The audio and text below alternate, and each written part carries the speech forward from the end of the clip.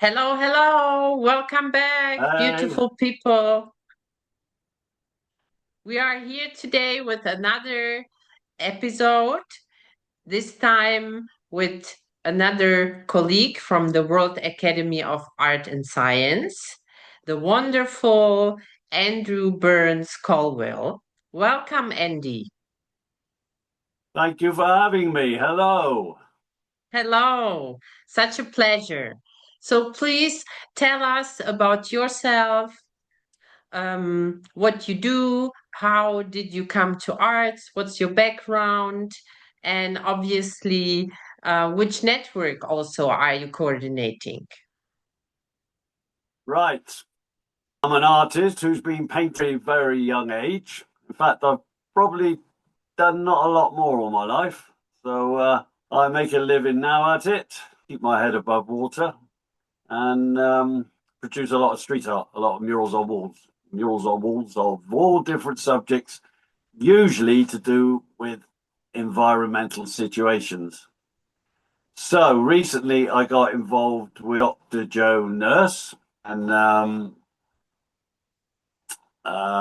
X Art, and she invited me along, and that was 2 years ago now, I think, and things have just accelerated from there.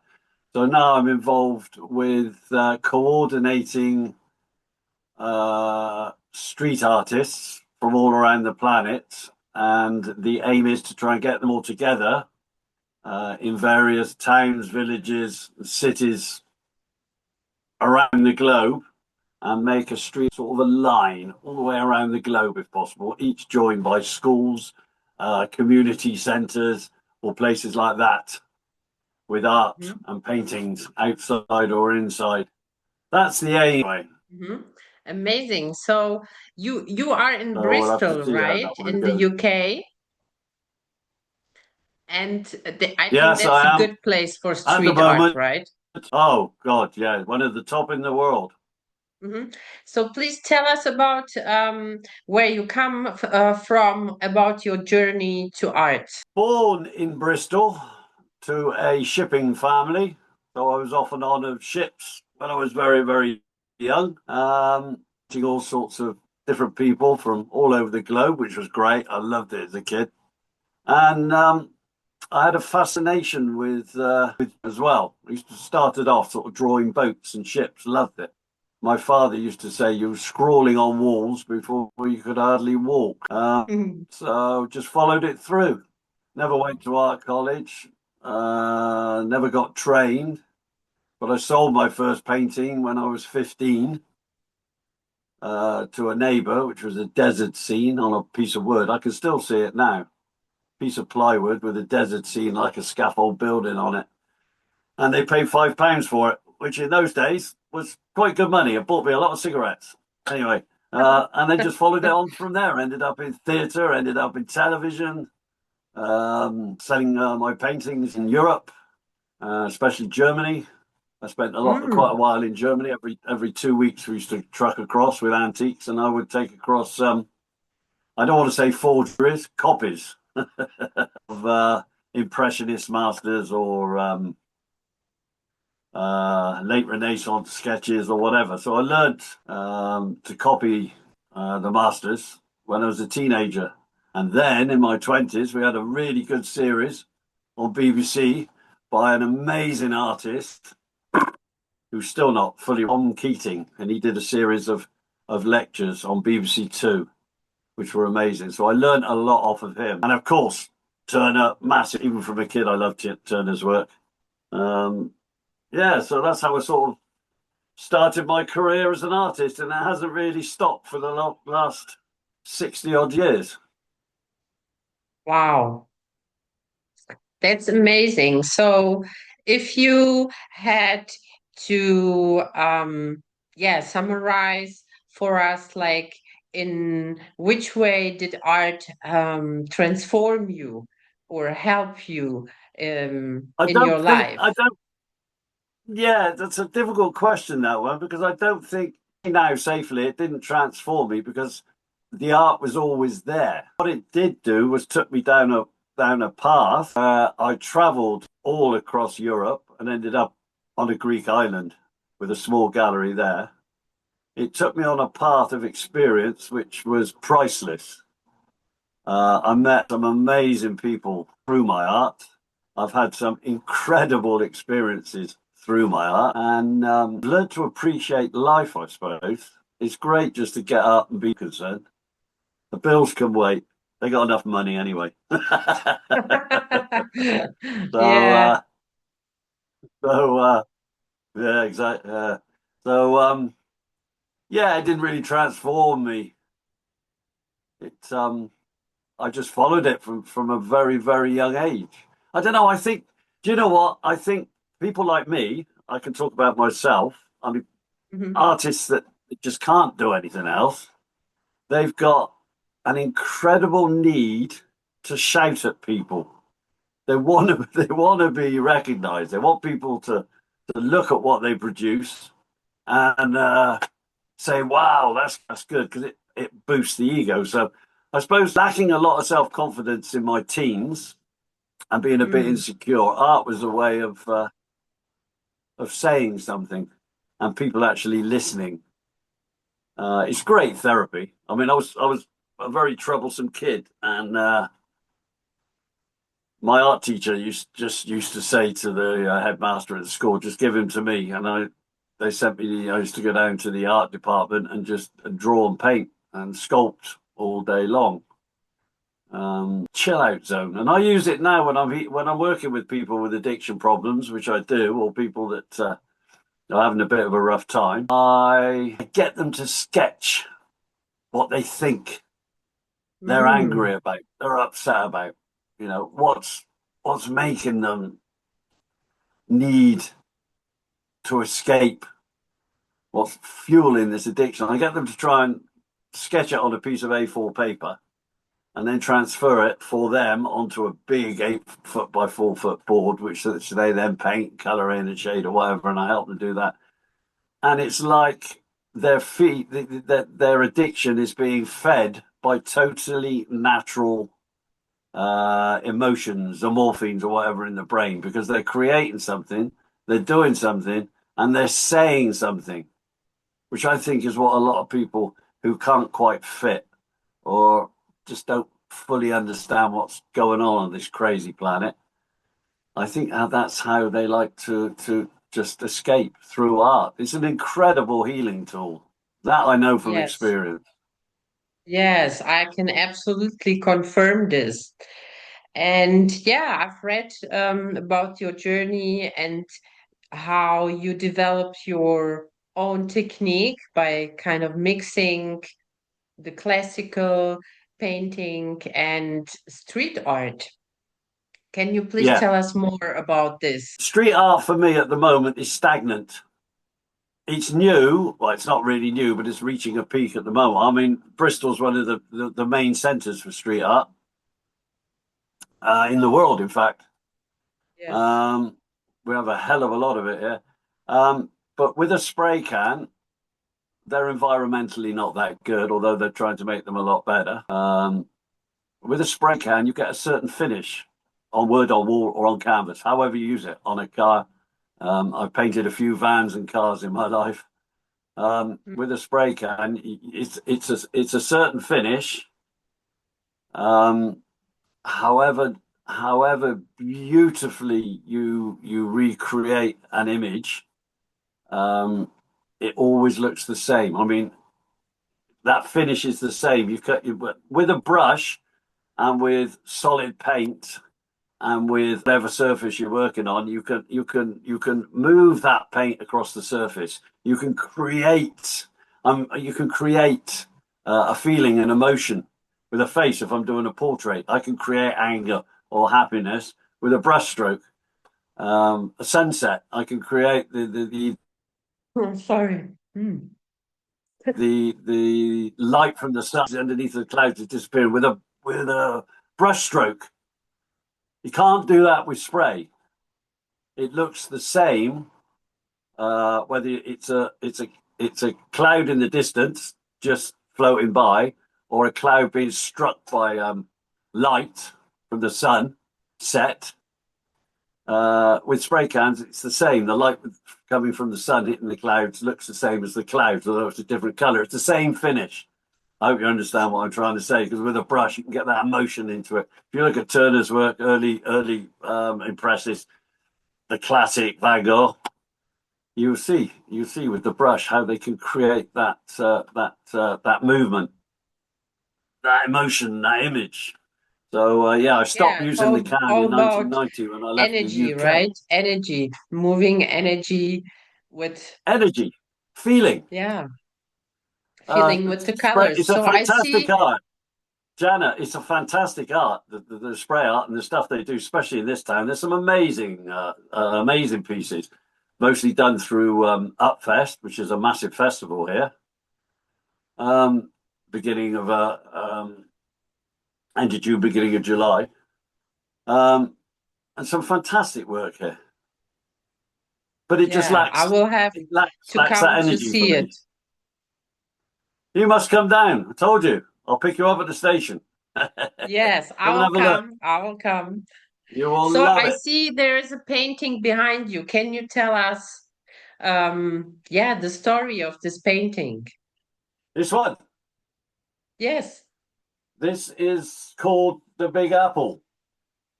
Um, and it's quite a nice apple, but if you start to look up closely at it, you can see that there's maggots coming in there, and the whole thing is starting to deteriorate a bit. And in the Mm-hmm. background is a series of individuals. On the left-hand side, they have red badges on the lapels, and on the right-hand side, they have blue badges on the lapels. And in the painting, they're stood back in the shadows, watching the apple deteriorate. The leaves start to dry, the maggots getting in, the rot just creeping in. So it's a still life that talks about the situation we're in at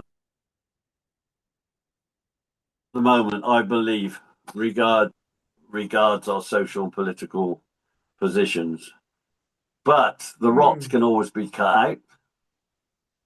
The apple is on its own. It's not in a bunch of apples. So at the moment, it's contained. The deterioration, let's call it deterioration, is contained. It's not spreading. So yeah, it's just a painting about some rotten things, Mm. using an apple as the center of the image. Mm-hmm. Yeah, Andy, I think that's definitely the situation on the world is not so easy, right? When light comes up, we see the shadows that before were hidden, kind of. Yeah, And I think it's really important for people to use the creativity as a tool, right? As you said, for self-healing and also enhancing um, the energy that we want to create the world we want. So please tell us, what is your vision concerning the role of art and creating the world we want? my vision for that is, I believe everybody has art in them. Every human being has art in them. But they also, unfortunately, for a minority, and I believe it's a minority, they have violence in them as well, which has been bred into our species for thousands of years. Um, so you're not going to get rid of it in a generation or two. So art for me um, should be taught at schools, not taught, promoted.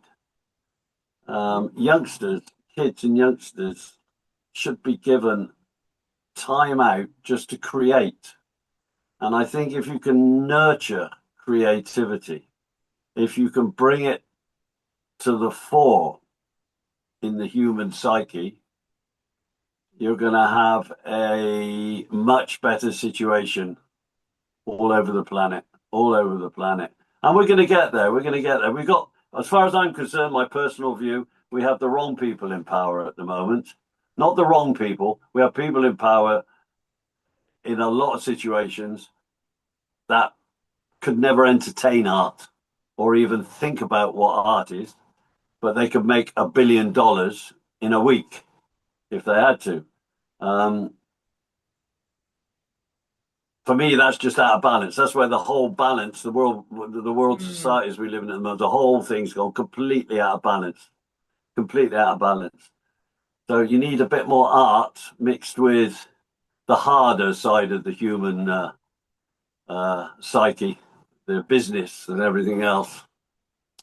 Um, So it you counteracts it. see, Art opens our minds. It opens a human's mind. I've watched kids from estates around here, rough estates around here, um, young kids that have already lived half a life, seen it all. Young kids melt, enjoy, relax, mm, feel themselves, feel their inner beings just by actually creating something. It's such a powerful phenomenon, and it's one art that's not really opener, recognized at the moment. yes.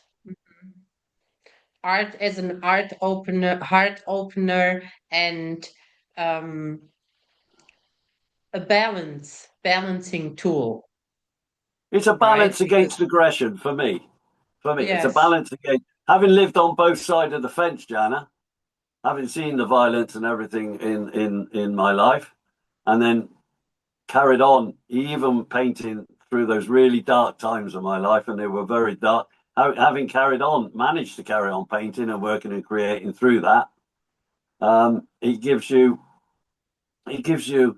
a pretty unusual perspective on life. mm, Um, if you can survive that sort of um, not nice way of life for a few years and come out the other side, it certainly enhances your art, but it also shows you how art counteracts aggression. Aggression. The aggression we all have in us. That aggression that gets us annoyed when we get upset about something. That aggression. Art is like the other side. It's like the black and the white. We haven't got the grey at the moment. For me, we're leaning much more towards slate grey, almost black. We need to come back a little bit more. And the white art, for me, the white represents art. We need a bit more art and creativity in the mix. But for that, we need finance. And if we're spending all our money at the moment trying to kill each other, there's not an awful lot of yes, space for us yeah. to create. Imagine investing all of the money that goes in wars and military in arts. Oh, don't we live in a different world? I've mixed with Yes. people. I've mixed with people, Jana, from all types of different races, from Muslims to Buddhists, from the Far East to the West Americas, all passing through Europe or whatever when I lived over on the Greek islands, people from all sorts of walks of life. I've worked with them, and I've honestly never met anybody that has a desire to kill anybody else because they wear a different color shirt or their flag is a different color or somebody's drawn this line around a piece of land and said that's ours, keep off, otherwise we blow you up. I mean, for me personally, just for me, it's so totally ridiculous. For less than 1 or 2% of what we spend internationally on arms and war and trying to kill each other, we could house every child on this family and have a school and a hospital within a very short distance. A very small percentage of what we're all spending on defence. And how out of balance is that? Yes. Crazy. For me, Yes. it's totally crazy. That's what I paint. That's what the rot's about. That's what the Hmm. rot is there in the apple. The apple represents the planet. It's beautiful. It's just a thing, a natural thing that's formed. The rot represents what we are doing to it, not us as individuals living in our houses and trying to scrape a living. The people that are running our lives for us at Hmm. the moment. Yeah, I mean They're it's wrong. They're not. important to learn to master, our actions and kind of deprogram ourselves from what we're being told by the media and the surrounding. And yeah, definitely art is has this power to liberate us from the outer programs. And yeah, so what if you could give It one neutralizes. consideration for the people, the audience, what would that be, Andy? I think if I could say something to the audience, I think just be a little bit aware of what's going on around you and don't take too much for granted, because the way things are going at the moment, it could tip anyway. I mean, if do you know, I don't know if anybody knows about accelerationism. There's a very interesting documentary on Netflix called Mhm. Accelerate or Die. And it talks about people like artists and creatives and how they're going to survive this mass onslaught of AI and computer control coming to us in the next few years, in the next decade, certainly, where the world is really going to change big time. So I think, as far as art's concerned, I don't, with my art, I can only really talk personally with my art. I don't want to. I want to make comments. I want people to look at my work and make it think. But I'm not going to take on governments and billionaire businesses and that. I've no desire to do that. And I think if you want your art, and if you want to try and get through what's around us, be aware of what's happening. Go with it as much as you need to. Use it as much as you need to.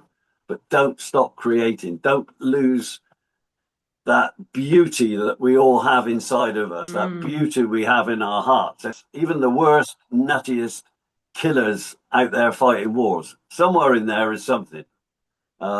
And if we can all recognize that, the world would be fantastic. It'd be a far, far different place. People don't want to kill each other. In Mm. the normal, No, everyday no. situation of a human being on this planet, we have no desire to kill each other. It's crazy. For me, anyway. Yeah, I mean, if you have a kid, you know that. Everybody who has Ah, seen a baby yeah, knows that they are just pure love.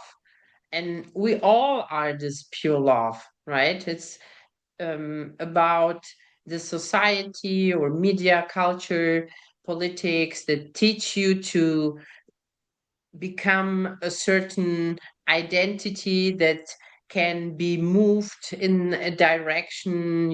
People are split, and then yeah, put exactly, in the midst exactly. of conflicts, right, that other Exactly. people For profit this, from. Jana, for this, Yeah. all for this. Mm.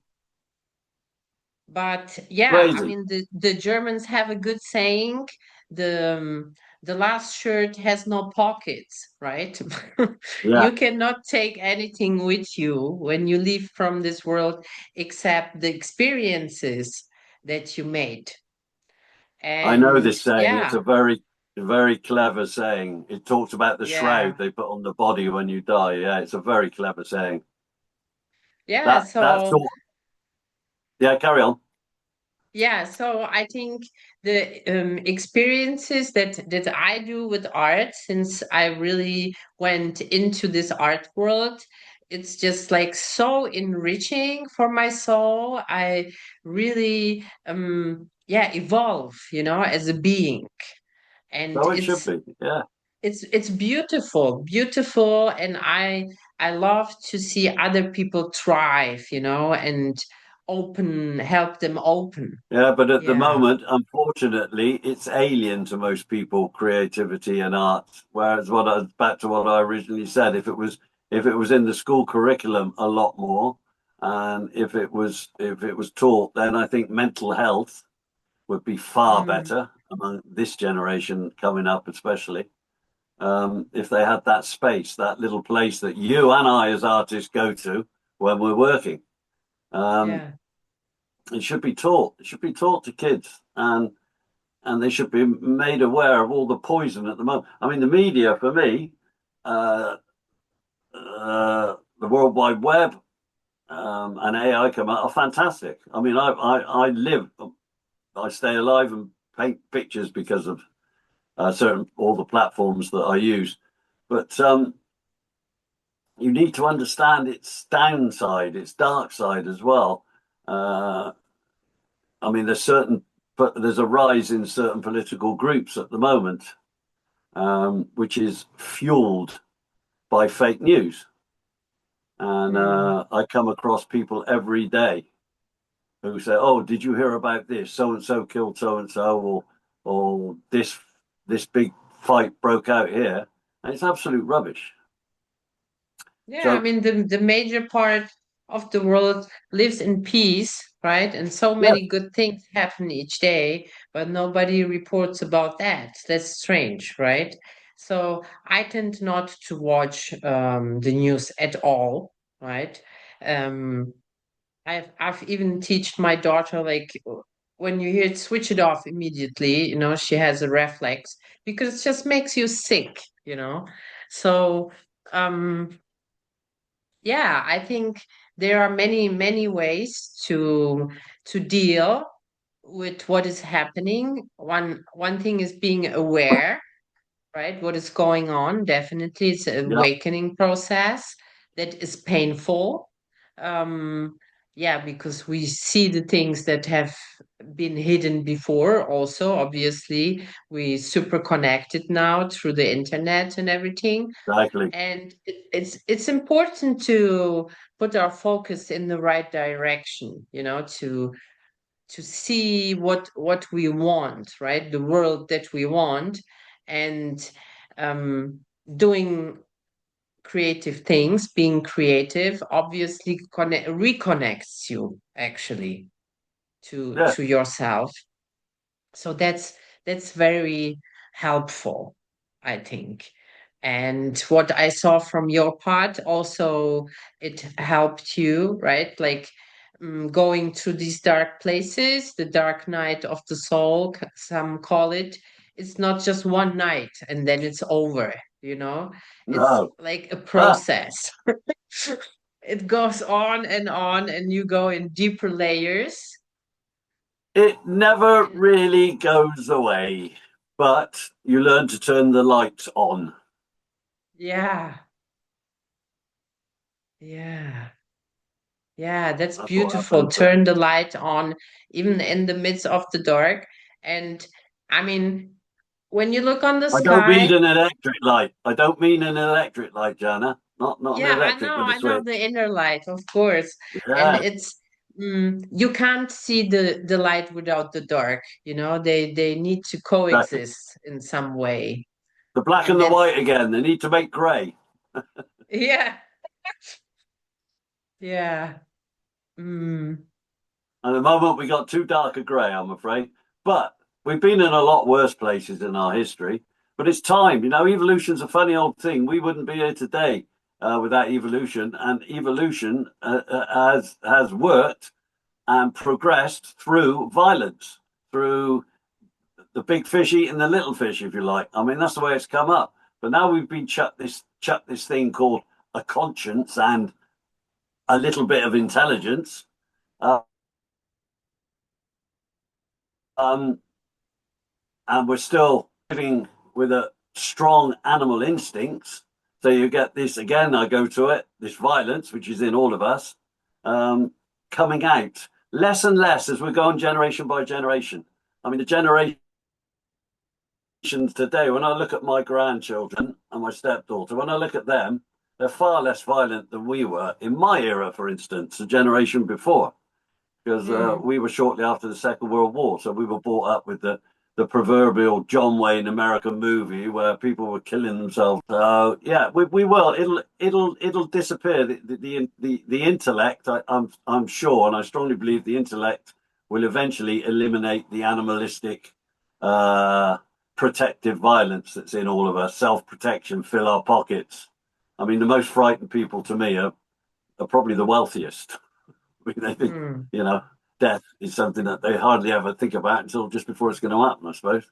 Uh, you know, Yeah, I mean we can't change the others, right? But if we no, can build like strong artistic communities, where people just thrive in expression, creative expression.